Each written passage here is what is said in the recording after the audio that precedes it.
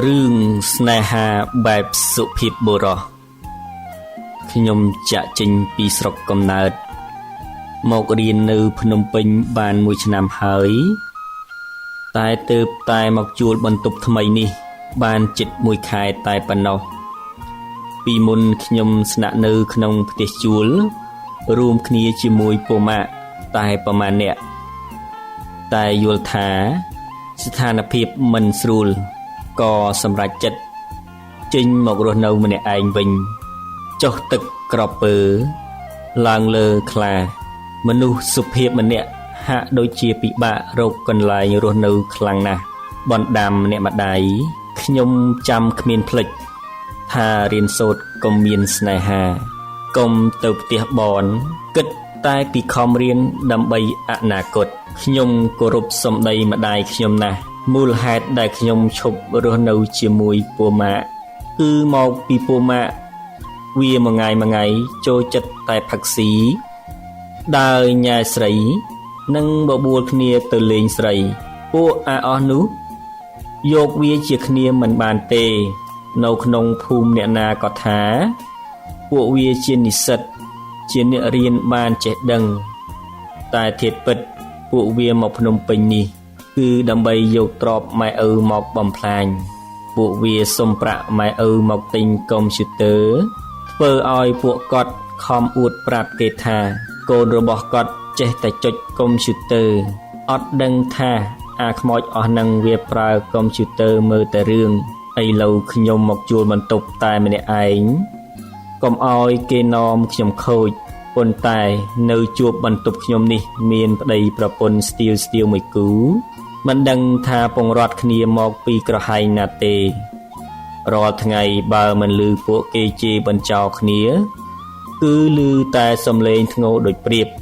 ជួនកាលពាក់កណ្ដាលអាធ្រាត្រខ្ញុំកំពុងតែដេកលក់ស្រួលដីប្រពន្ធនេះទៅតែភ្ជួរផ្ទះរួចមកដល់ភ្លាមស្រស់ស្រួលគ្នាភ្លាមប្រហែលជិត1ម៉ោងបានស្ងាត់ទៅវិញថ្ងៃអាទិត្យនេះខ្ញុំនៅក្នុងបន្ទប់អត់ចេញទៅណាទេខ្ញុំយកចុងកាំបិតឆ្កៀលជីងចាំងបន្ទប់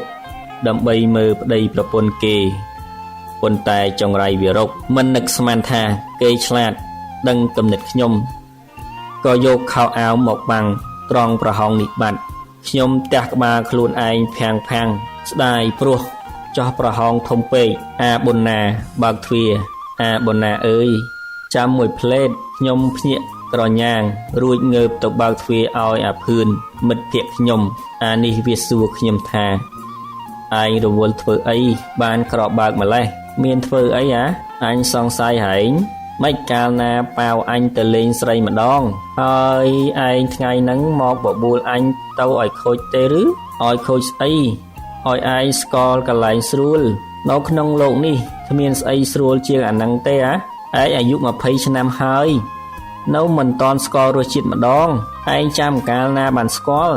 ចាំប្រយ័ត្នផ្ទុះងាប់ទៅវើយអានេះមួយថ្ងៃមកបញ្ចុះបញ្ចូលតែរឿងស្មោករោគហ្នឹងប្រយ័ត្នពេលទៅស្រុកវិញ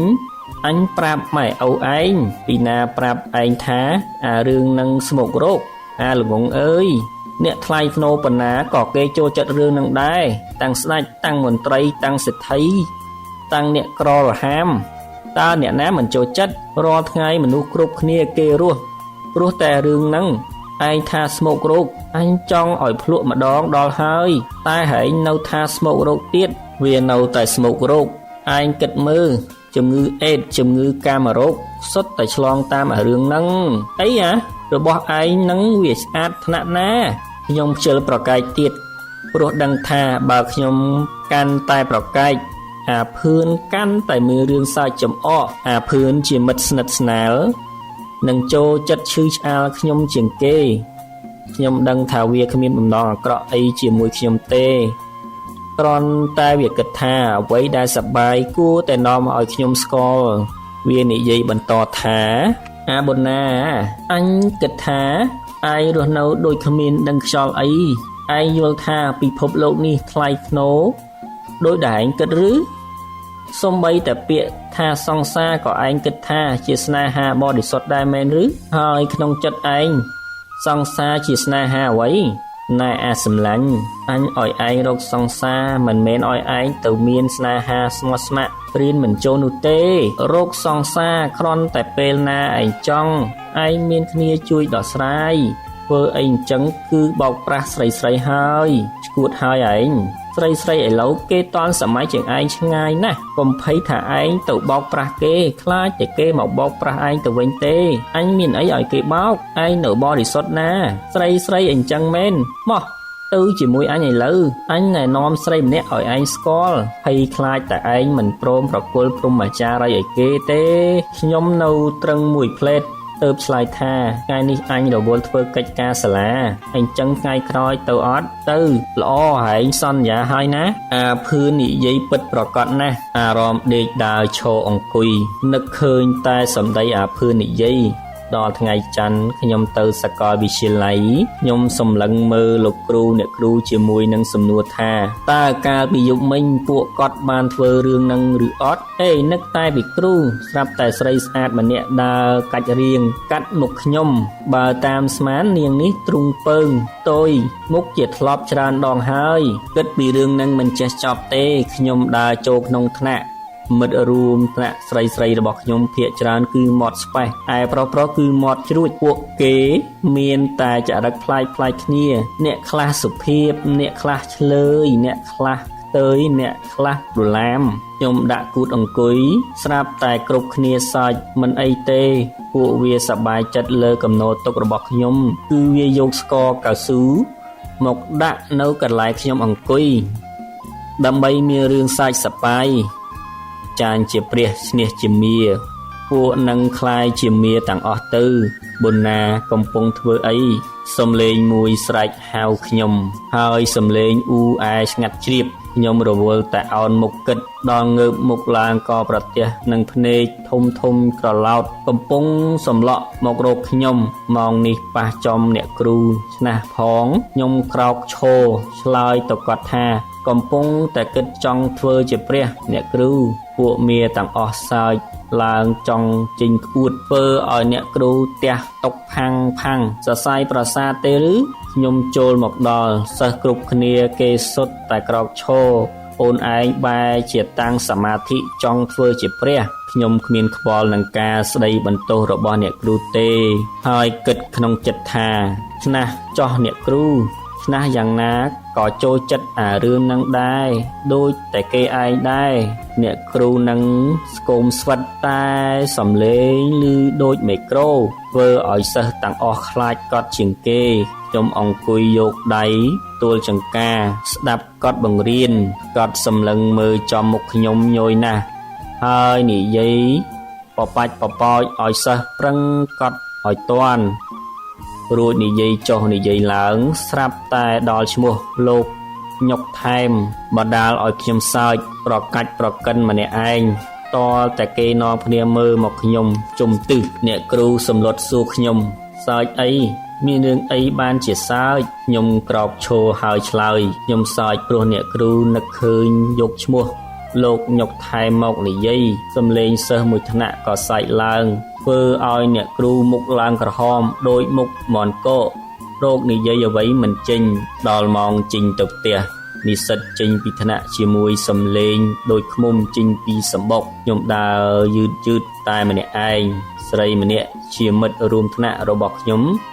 ដើរលឿនឆ្លេវហួសខ្ញុំរួចមិនដឹងគិតឃើញយ៉ាងម៉េចក៏ងាកមកលៀនអណ្ដាតដាក់ខ្ញុំខឹងឆេវចង់តែស្ទុះទៅខំអណ្ដាតនាងនឹងឲ្យដាច់តែខំទប់ចិត្តធ្វើជាព្រះមិនចេញស្ដីដឹងអីនាងនោះបោះសំដីមកខ្ញុំថាផ្លាំងអីចឹងមកពីចូលចិត្តជួយខ្លួនឯងជ្រុលហើយយីនាងស្រីមាត់ដាច់នេះក៏និយាយអាភាសជាងខ្ញុំទៅទៀតខ្ញុំតបវិញថាម៉េចចង់ជួយខ្ញុំម្ដងនេះខ្ញុំជួយខ្លួនឯងវាទៅស្អីនាងមើលទៅនាងខឹងខ្ញុំណាស់ប្រហែលមិននឹកស្មានថាខ្ញុំតបឲ្យវិញទេហើយក៏ប្រហែលជាស្ដាយមាត់និយាយមិនគិតពីលទ្ធផលឈ្មោះស្អីភានីទេតែខ្ញុំចូលចិត្តហៅពីក្រោយខ្នងនាងថាសោភិនីនាងដើរជាមួយមិត្តភក្តិម្នាក់ សំភីហើយខ្ញុំក៏គិតថាបើដាក់ត្រកូលមឹងឲ្យខ្លាយជាមឹងសំភីពីរអ្នកគេនឹងចូលពួកគ្នាតែម្ដងល្ងាចនេះខ្ញុំនៅផ្ទះស្ដាប់សំឡេងប្តីប្រពន្ធនោះប្រយុទ្ធគ្នាធ្វើឲ្យខ្ញុំក្តៅខ្លួនតលតែគេស្ងប់សំឡេងទើបខ្ញុំចេញមកអង្គបន្លប់អារម្មណ៍បន្តិចមកពួកគេទាំងពីរនោះក៏ចេញពីក្នុងផ្ទះមកដែររួចគេធ្វើមុខញឹមដាក់ខ្ញុំឆ្លៀតសួរថាអត់ទៅរៀនទេបាទសួរឲ្យបានសួរមែនតើអ្នកណាទៅរៀនគ្រប់ម៉ោងតែរហូតនោះឆ្ងល់ពីអ្នកនឹងមែនទែន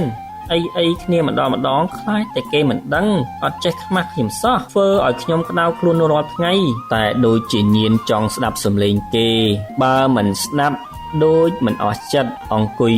យអាភឿនក៏ជិះម៉ូតូមកដល់ហៅខ្ញុំឡើងជិះម៉ូតូជាមួយវាឡើងអង្គុយលើម៉ូតូហើយខ្ញុំក៏សួរវាទៅណាផ្លេចរឿងថ្ងៃមុនហើយអញជួយតាក់ទងស្រីស្អាតម្នាក់ឲ្យឯងបានហើយឥឡូវនាងកំពុងតែអង្គុយចាំឯងខ្ញុំភើតពោះឲ្យដាច់ស្រេចថាត្រូវទៅតាមអាភឿនម្ដងជិះម៉ូតូបណ្ដើរខ្ញុំឆ្លៀតសួរវាស្រីអីចិត្តងាយម៉ែស្រីឆ្អាតអាភ្លឺ